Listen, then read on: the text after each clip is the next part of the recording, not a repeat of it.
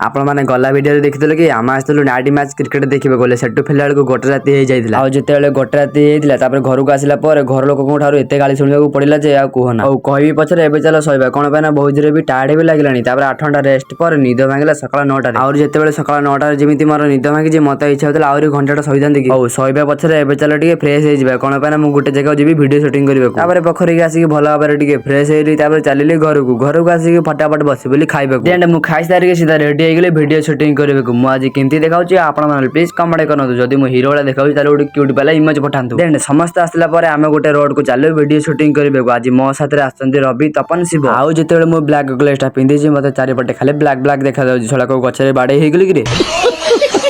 Then मुझे पहुंच गई प्रथम तो मोर 2टा स्टाइलिश वाला फोटो क्लिक कली मोर फोटो क्लिक सैला मुझे पलि आसती दुकान को से वीडियो बनइले कौन पे से खरा होती मुझे पलि आसती दुकान को ठंडा केक ने मो दुकान को आसिक मुझे किनी बड़ वाला स्प्राइट और केक 4टा 500 देकी बाकी पैसा नहीं मुझे चली मो सांग पिला पाखक एठी पहुंच गई प्रथम तो मुझे बांटी ठंडा केक लगे पड़े खाइबा खाई सारिक सीधा चलू आम घर को जदि आपको भिडियो भल लगे फॉलो सब्सक्राइब निहाती करके जय जगन्नाथ।